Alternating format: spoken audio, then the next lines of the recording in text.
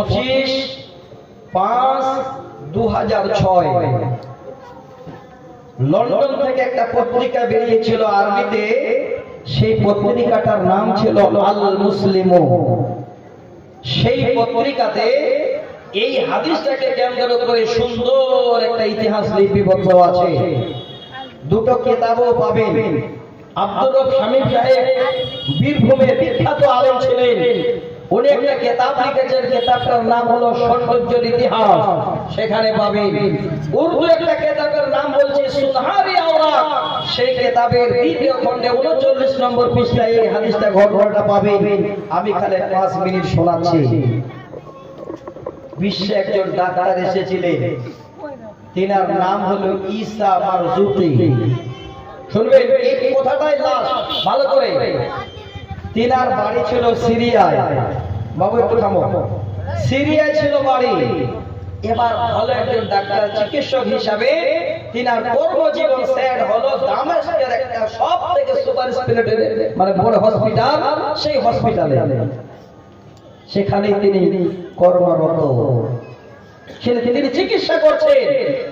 আমি আপনাদের বিশ্বাস রেখে বলছি, আমি দান চাইব না, আপনারা নিজে দেবেন ঈদগাহে। হাজার হাজার লক্ষ লক্ষ টাকা খরচ করেছেন শরীরটার জন্য, আপনার বেমারের জন্য। একটা ডাক্তারের কাছে আজকে চিকিৎসা করবেন, আপনাকে হাজার লক্ষ টাকা লাগবে না, আল্লাহ আপনার বেমার ভালো করে দেবে।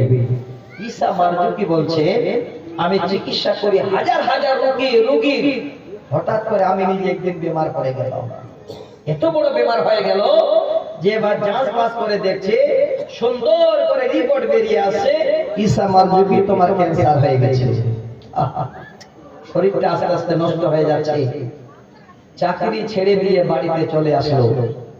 ওইদিকে সমস্ত কলিগেরা ডাক্তাররা হিসাব করছে কোন দিন ঈসা মারজুকির জানাজায় যাব।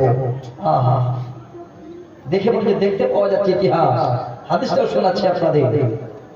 ওই মুহূর্তে ঈসা মারজুকি বাড়ি চলে আসলেন। চিকিৎসা করে যা পয়সা ছিল নষ্ট হয়ে গেল।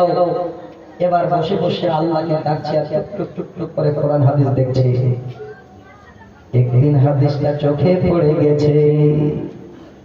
ঈসা মারজুকি বলছেন, আমি যখন এই হাদিসটা আমার চোখে দেখতে পেলাম, নবীজি বলছেন, দাও তোমরা চিকিৎসা করো, মারজাকুম তোমাদের বেমারির বিসাদাকা সাজদার মাধ্যমে। ঈসা মারজুকি বলেন, আমার যেন বিশ্বাস হলো আল্লাহ এই হাদিসটা যদি সহিহ হয়, নবীজির জবানি হয়, আমার যত ডাক্তার চিকিৎসা করেছে আমি ভালো হইনি, এই চিকিৎসার মাধ্যমে আল্লাহ তুমি আমাকে ভালো করে দেবে। জীবনের শেষ চিকিৎসা বলছি। ঈসা মারজুকি বলেন, আমার যেটুকু অর্থ সম্পদ ছিল শেষের বেলায় বেঁচে, আমাদের গ্রামের একটা যেন এই রকমের বেওয়া মেয়ে মানুষ, স্বামী হারা, সংসার কয়েকটা বাচ্চা নিয়ে যেন মেয়ে মানুষ চলতে পারে না। আমি ঈসা মারজুকি অসুস্থ মানুষ, এবার ওই জায়গায় আমি নিজেই যেন এবার একটু একটু করে সাদকা করতে যাই। দেখে ঈসা মারজুকি বলছে, ওই রকমের সাদকা আমি করতেই থাকি। আল্লাহর উপরে ঈমান আছে, বিশ্বাস আছে। আল্লাহ বলেন, বান্দারে জীবনের শেষ চিকিৎসা আমার কাছে তুমি হাত বাড়িয়ে দিয়েছো, আর আমি আল্লাহ বলছি ফাহুয়া ইয়াশফিন, আমি তোমাদের জন্য বেমারকে ভালো করে দিই।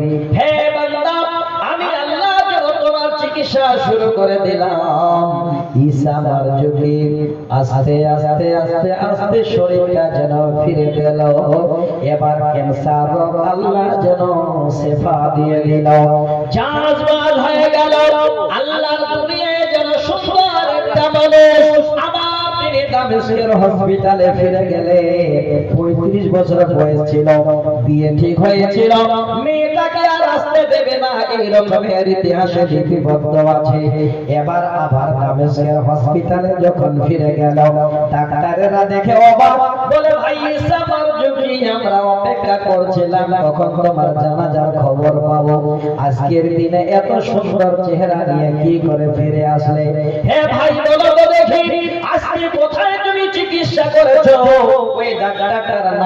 একটু বলো।